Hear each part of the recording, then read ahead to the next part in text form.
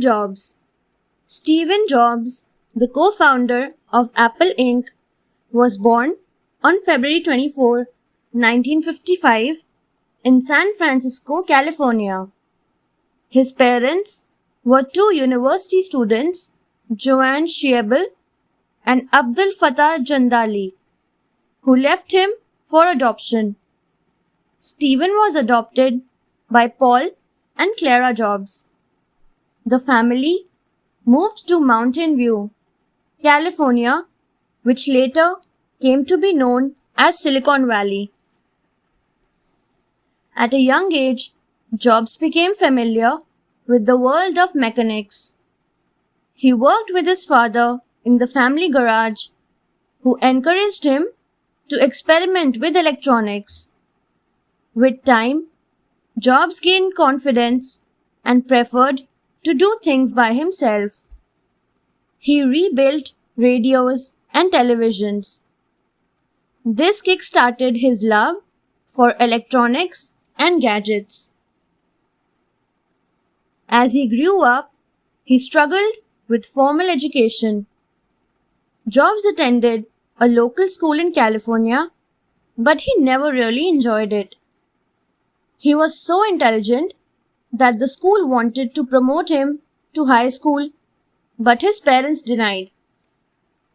Following high school, he was enrolled at Reed College, Oregon. There, he attended a calligraphy course. He later said of the course, "If I had never dropped in on that single calligraphy course in college, the Mac would have never had multiple typefaces or proportionally spaced fonts." Jobs dropped out of Reed College and started working as a video game designer at Atari Corporation in 1974. After having saved enough money, he headed to India with a friend for spiritual enlightenment. Jobs studied Eastern religion for 7 months and returned as a Buddhist. Back home, Jobs met Stephen Wozniak, a former high school friend. In 1976, they founded Apple Computer Company in Jobs' family garage. They obtained money by selling Jobs' Volkswagen minibus and Wozniak's programmable calculator. They began with the Blue Box, a digital device used for making long-distance calls for free. Its success motivated them and led to the birth of the first ever Apple machine. Soon, Apple started making news, and within a short time, Jobs became one of the country's richest people. In 1984, Apple released the Macintosh. It was the first widely sold personal computer that used a graphical user interface and a mouse. Though Jobs himself introduced the Macintosh in a public campaign, it did not sell well. It was underpowered, expensive, and had only a few software applications. This resulted in low sales. With the failure of the Macintosh began the downfall of Jobs at Apple. Jobs' inability to correct the Macintosh led to tensions in the company and increased friction between him and the company's CEO, John Sculley. Jobs was demoted to an unimportant position. Finally, in 1985, Jobs resigned and left Apple. After leaving Apple, Jobs did not give up. He started his new company, Next Inc., in San Francisco. The company designed powerful computers for the education market. The Next computer received a warm reception as it was user-friendly had a fast processing speed and outstanding graphics displays. But it could never capture the market as it was too expensive. However, this was not the end of Steve Jobs. He emerged successful with his taking over of Pixar, a small computer graphics firm. In almost a decade, Jobs built Pixar into a major animation studio. It produced the first completely computer animated film, Toy Story, in 1995. Pixar's success made Jobs a billionaire. He eventually sold Pixar to the Disney company in 2006. In late 1996, Apple faced huge financial losses and was on the verge of collapse. The new CEO of Apple realized that even after long research, they had failed to develop a substitute for the Macintosh.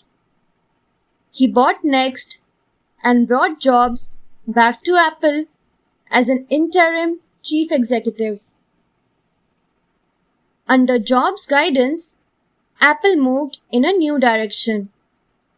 Many projects were dissolved and the company entered into a partnership with its competitor, Microsoft. Apple introduced a whole new range of products and marketing strategies.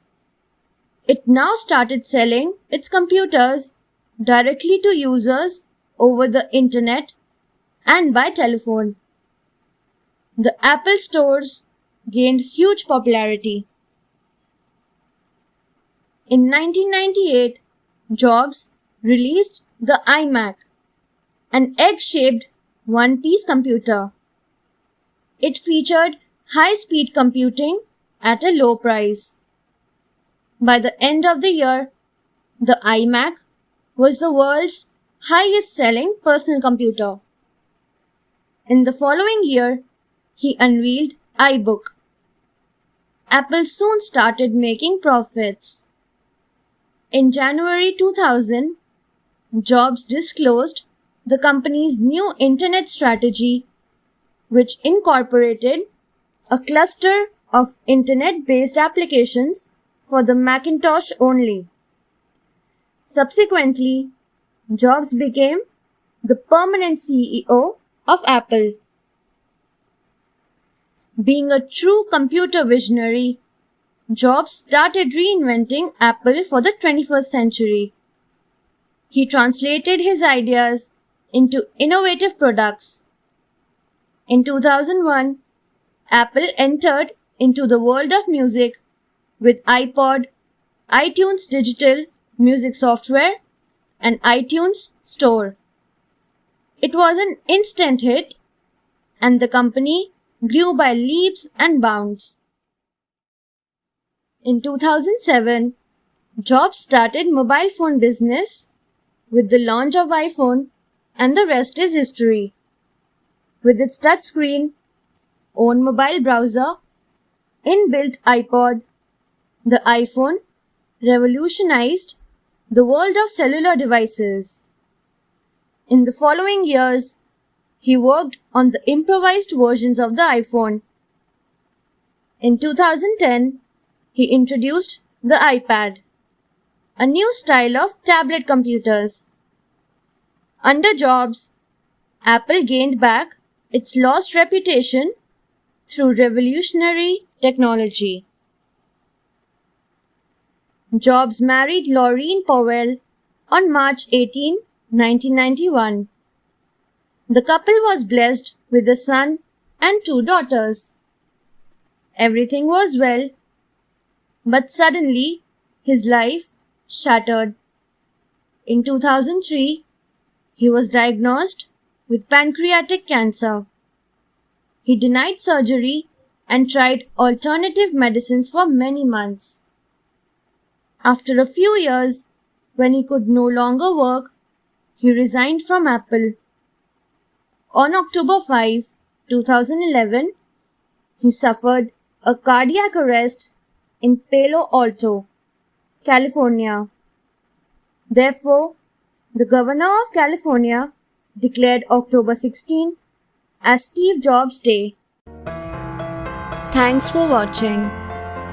Do like, share, subscribe to Sahil Book House.